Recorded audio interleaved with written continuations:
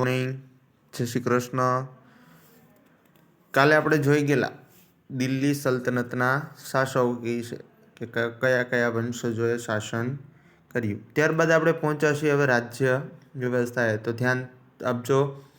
ઈસવીસન 13મી સદીમાં સ્થપાયેલા દિલ્હી સલ્તનત ભારતમાં રાજ્ય શાસન વ્યવસ્થાની દ્રષ્ટિએ આગવું સ્થાન એટલે કે વિશિષ્ટ હતું, આગવું સ્થાન ધરાવતું હતું.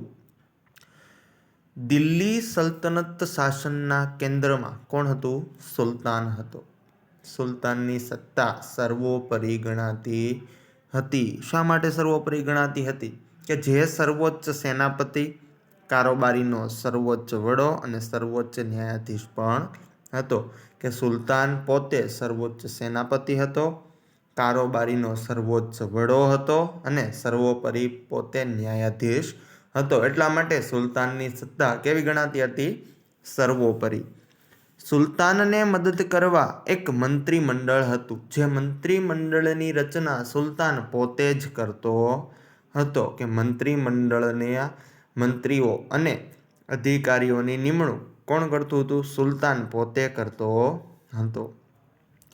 સલ્તનત શાસન વ્યવસ્થાને 3 ભાગમાં વહેંચવામાં આવી હતી. સલ્તનત શાસન વ્યવસ્થાને કેટલા ભાગમાં વહેંચવામાં આવી હતી? તો 3. સૌપ્રથમ કેન્દ્રીય શાસન, ત્યારબાદ છે પ્રાંતિક શાસન અને સ્થાનિક શાસન. એમ 3 વિભાગમાં વહેંચવામાં આવેલી હતી. સવાલ પૂછાય છે, ધ્યાન રાખજો. કેન્દ્રીય શાસન.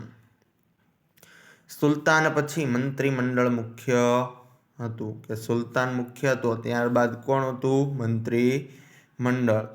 સુલતાનનો પ્રધાન મંત્રી વજીર કહેવાતો હતો. કે જે વહીવટી તંત્રનો વડો પણ હતો. કે મંત્રીમંડળનો જે મુખ્ય પ્રધાનમંત્રી હોય તેને વજીર કહેવાતો હતો અને તે વહીવટી તંત્રનો પણ વડો હતો.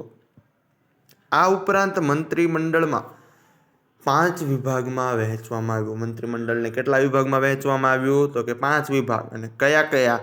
તો સેના વિભાગ, પત્ર વ્યવહાર વિભાગ, ધર્મ વિભાગ, વિદેશ વિભાગ અને ગુપ્તચર વિભાગ. આમ 5 વિભાગમાં મંત્રીમંડળની રચના કરવામાં આવી હતી. આમ થોડા ઘણા અંશે આધુનિક મંત્રીમંડળ જેવી વ્યવસ્થા તે સમયે જોવા મળે. સમય પ્રમાણે, તે સમય સલ્તનત કાળ પ્રમાણે આ મંત્રીમંડળની રચના થોડીક વિશિષ્ટ એટલે કે એકદમ આધુનિક વ્યવસ્થા જોવા મળતી. આટલું જાણો. અલાઉદ્દીન ખલજીના સમયમાં સરકારી તંત્ર પૂરતી ટપાલ વ્યવસ્થા અસ્તિત્વમાં આવી હતી. કોના પૂરતી? સરકારી તંત્ર પૂરતી, સરકારી કચેરી પૂરતી જ ટપાલ વ્યવસ્થા શરૂ થઈ હતી. કોના સમયમાં? અલાઉદ્દીન ખલજીના સમયમાં. ખેપિયા. તો કોને કહેવાય ખેપિયા? સંદેશાવાહક અથવા તો દૂત. તે શું કાર્ય કરતા? કે શાહી હુકુમ એટલે કે રાજાના હુકુમો અથવા તો સંદેશાઓ લઈ જતા અને બીજા રાજ્ય સુધી પહોંચાડતા હતા. રાજ્યના મહત્વના મથકે આ ખેપિયાઓ મળતા. આ રીતે અત્યારની ટપાલ વ્યવસ્થાની પ્રારંભિક આવૃત્તિ તેને કહી શકાય. કે અત્યારે જે ટપાલ વ્યવસ્થા છે તેની શરૂઆત ક્યાંથી થયેલી ગણાય? કે અલાઉદ્દીન ખલજીના સમયમાં જે સરકારી તંત્ર પૂરતી ટપાલ વ્યવસ્થા કરાઈ હતી તેને આપણે અત્યારની પ્રારંભિક આવૃત્તિ તેને આપણે કહી શકીએ છીએ. ત્યારબાદ બીજો વિભાગ તેને પ્રાંતીય શાસન નામ આપવામાં આવ્યું. પહેલો ભાગ કેન્દ્રીય શાસન, ત્યારબાદ બીજો ભાગ તેને શું નામ આપવામાં આવ્યું હતું? પ્રાંતીય શાસન. તો સલ્તનત કાળમાં પ્રાંતને જાગીરમાં વહેંચવામાં આવ્યું એટલે કે હક આપવામાં આવ્યા. જેને ઇક્તા કહેવામાં આવતું હતું. કે જે વ્યક્તિને હક આપવામાં આવ્યા તેને ઇક્તા કહેવામાં આવતું હતું. તે ઇક્તાનો વડો ઇક્તેદાર અથવા તો મુક્તિ કહેવાતો હતો. કે આ જે ઇક્તા આપવામાં આવ્યું તેને ઇક્તાનો વડાને શું કહેવાતો? ઇક્તેદાર અથવા તો મુક્તિ કહેવાતો. જે પ્રાંતની કારોબારી અને ન્યાયતંત્રનો વડો હતો. પ્રાંતની કારોબારી અને ન્યાયતંત્રનો વડો ઇક્તેદાર હતો. હવે ઇક્તેદાર અથવા તો મુક્તિનું કાર્ય શું? એનું કાર્ય જમીન મહેસૂલ એકત્ર કરવાનું અને સુલતાનને જ્યારે જરૂર પડે ત્યારે લશ્કરી મદદ કરવાનું રહેતું હતું. ઇક્તેદાર અથવા તો મુક્તિનું કાર્ય જણાવો. તો કાર્ય શું હતું? જમીન મહેસૂલ એકત્ર કરવાનું અને સુલતાનને જરૂર પડે ત્યારે લશ્કરી મદદ કરવાનું રહેતું હતું. જોકે અલાઉદ્દીન ખલજી અને મુહમ્મદ તુગલકના સમયમાં કેન્દ્રીય સેનાને મહત્વ આપવામાં આવ્યું હતું. કોને મહત્વ આપવામાં આવ્યું હતું? કેન્દ્રીય સેનાને. કોના સમયમાં? અલાઉદ્દીન ખલજી અને મુહમ્મદ તુગલકના સમયમાં કેન્દ્રીય સેનાને મહત્વ આપવામાં આવ્યું. પ્રાંતીય સેનાને એટલે કે ઇક્તેદારોને નિયંત્રણ પોતાના અંકુશ હેઠળ લેવામાં આવ્યા હતા. પણ એનું કાર્ય કોનું હતું? પ્રાંતીય શાસનનું. ઇક્તેદારનું કાર્ય હતું કે સુલતાનને જ્યારે જરૂર પડે ત્યારે લશ્કરી મદદ કરવાનું. પરંતુ અલાઉદ્દીન ખલજી અને મુહમ્મદ તુગલકે કેન્દ્રીય સેનાને વધારે મહત્વ આપ્યું, જ્યારે ઇક્તેદારોને નિયંત્રણમાં રાખ્યા, એટલે કે પોતાના અંકુશ હેઠળ રાખ્યા. ત્યારબાદ છે સ્થાનિક શાસન.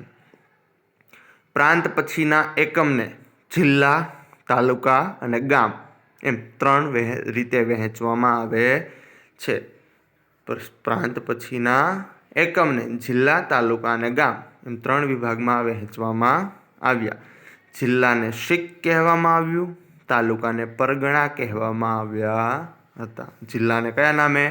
શીક, અને તાલુકાને પરગણા કહેવામાં આવતા. અને ગામનો વહીવટ કોણ કરતું હતું? મુખી. જેમ અત્યારે સરપંચ કરે તેમ ત્યારે કોણ કરતું હતું? મુખી અથવા તો મુકદ્દમ કરતો હતો. તેને પરવારી અને કારકુન મદદ કરતા હતા. પરવારી અને કારકુન એટલે શું? કે કારીગરો, અધિકારીઓ, જેને આપણે શું કહીએ? અધિકારીઓ કહીએ છીએ. તે મુખી અથવા તો મુકદ્દમને મદદ કરતા હતા. ત્યારબાદ આપણે જોઈએ કિલ્લા અને અન્ય બાંધકામો. દિલ્હી સલ્તનતની સ્થાપનાથી ભારતમાં ભારતીય ઇસ્લામિક શૈલીના સ્થાપત્યોના નિર્માણની શરૂઆત થઈ. દિલ્હી સલ્તનતની સ્થાપનાથી ભારતમાં શેની શરૂઆત થઈ? તો ઇસ્લામિક શૈલીના સ્થાપત્ય નિર્માણની શરૂઆત થઈ. દિલ્હી સલ્તનત સમયગાળામાં કઈ કઈ કૃતિઓ નોંધપાત્ર છે? સવાલ પૂછાય છે. દિલ્હી સલ્તનતના સમયગાળામાં કઈ કઈ કૃતિઓ નોંધપાત્ર છે?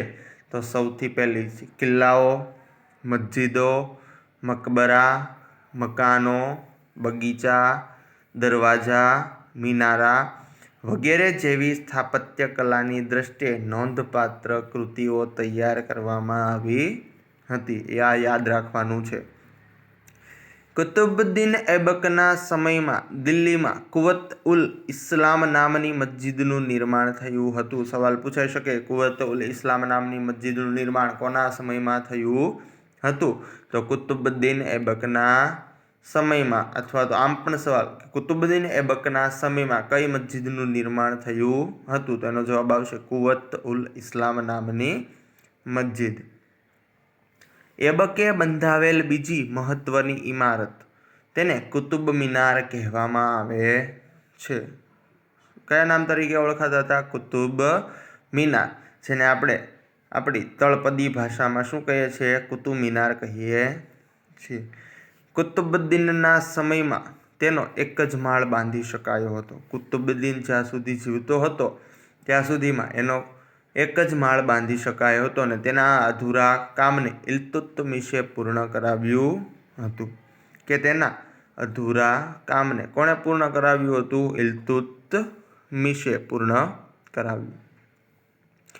ફિરોઝ શાહ તુગલક અને સિકંદર લોદીએ તેનો જીર્ણોદ્ધાર કરાવેલો હતો. જીર્ણોદ્ધાર એટલે શું થાય? દરવાજો. એને આપણે ગેટ તરીકે કહી શકીએ. કુતુબુદ્દીન ઐબક નિર્મિત એક ઇમારત.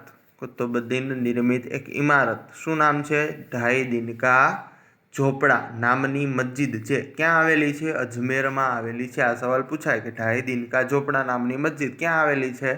તો અજમેરમાં આવેલી છે. ઇલ્તુત્મિશના સમયમાં હોજ એ શમ્મી, શમ્મી ઈદગાહ અને જુમા મસ્જિદનો સમાવેશ થાય છે. ખલજી વંશ દરમિયાન અલાઉદ્દીન ખલજીએ બંધાવેલ અલાઈ દરવાજા નામનો પ્રવેશદ્વાર, સિરી નામનો કિલ્લો, સિરી નામનું નગર તથા હોજે ખાસનો સમાવેશ થાય તુગલક શાસન દરમિયાન તુગલકાબાદ, ફિરોઝાબાદ, હિસ્સાર, જૌનપુર, ફિરોઝપુર, ફતેહાબાદ વગેરે નગરો વસાવવામાં આવ્યા. કોના શાસન દરમિયાન?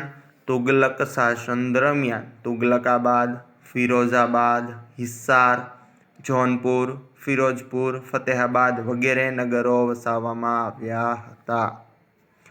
આ સમયગાળા દરમિયાન દિલ્હીમાં અનેક કિલ્લાઓ, મસ્જિદો, તળાવ, મહેલો, સ્નાનાગારો, મકબરાઓ, પુલો, સરાઈઓ, બગીચાઓ વગેરેનું નિર્માણ થયું હતું. સૈયદ અને લોદી વંશ દરમિયાન મકબરાઓ અને મસ્જિદોનું નિર્માણ થયું. તેમાં જે મોખરે સ્થાન ધરાવે છે, જેમ કે બંદેખાનાનો ગુંબજ, બડા ગુંબજ, મોઠની મસ્જિદ અને શિહાબુદ્દીનનો મકબરો મુખ્ય ગણવામાં આવે છે. હું તમને સરાય, ગુંબજ અને મકબરાના ફોટા બતાવું છું. આ છે સરાય. સરાયનું બાંધકામ આ રીતનું હોય છે. ત્યારબાદ છે ગોળ ગુંબજ, અને શું કહેવાય છે? ગુંબજ કહેવાય છે. અને ત્યારબાદ છે અકબર કા મકબરા, અને મકબરાનું બાંધકામ કહેવામાં આવે છે. તો આજે આપણે શું જોયું?